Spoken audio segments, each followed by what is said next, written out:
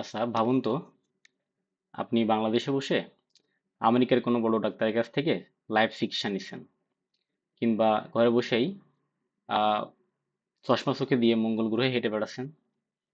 এগুলো কি সম্ভব? হ্যাঁ, এই সব কিছুর উত্তর লুকিয়ে আছে আমাদের এইচএসসি আইসিটি এর প্রথম অধ্যায়ে, তথ্য ও যোগাযোগ প্রযুক্তি বিশ্ব ও বাংলাদেশ প্রেক্ষিতে। আজকের ভিডিওতে আমরা পুরো অধ্যায়ের একটা ওভারভিউ নিব এবং জানবো এই অধ্যায় থেকে পরীক্ষায় ভালো করতে আমাদের ঠিক কোন কোন বিষয়গুলো শিখতে হবে। প্রথমে আমরা জানবো বিশ্বগ্রাম বা গ্লোবাল ভিলেজ সম্পর্কে। ইন্টারনেট কিভাবে পুরো পৃথিবীকে একটা ছোট গ্রামের মতো বানিয়ে ফেলেছে তা আমরা এই অংশে দেখব।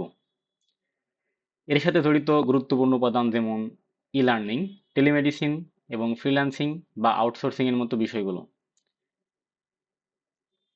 এরপর জানবো ভার্চুয়াল রিয়েলিটি, কিভাবে বাস্তবে না থেকেও কোনো পরিবেশকে একদম সত্যি মনে হয়। কৃত্রিম বুদ্ধিমত্তা, কম্পিউটারের নিজস্ব বুদ্ধিমত্তা কিভাবে কাজ করে। রোবোটিক্স, মানুষের বিকল্প হিসেবে রোবটের ব্যবহার। বায়োমেট্রিক্স ও বায়োইনফরমেটিক্স, মানুষের আঙুলের ছাপ বা চোখের মণি দিয়ে নিরাপত্তা নিশ্চিত করা। এবং ডিএনএর মতো জটিল জৈবিক তথ্যের বিশ্লেষণ। জেনেটিক ইঞ্জিনিয়ারিং, কিভাবে জিনের জীবন কিভাবে জীবের জিন পরিবর্তন করে নতুন জাতের ফসল বা ওষুধ তৈরি হচ্ছে।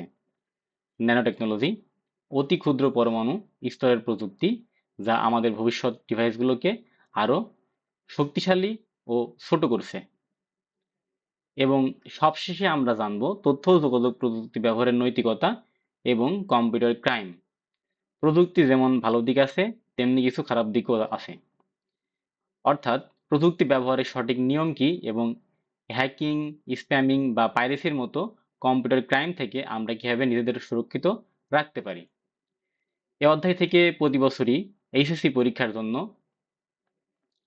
সিকিউ এবং এমসিকিউ কোশ্চেন এসে থাকে, বিশেষ করে virtual reality, biometrics, genetic engineering এবং বিশ্বগ্রাম থেকে উদ্দীপক বা প্রশ্ন হয়ে থাকে।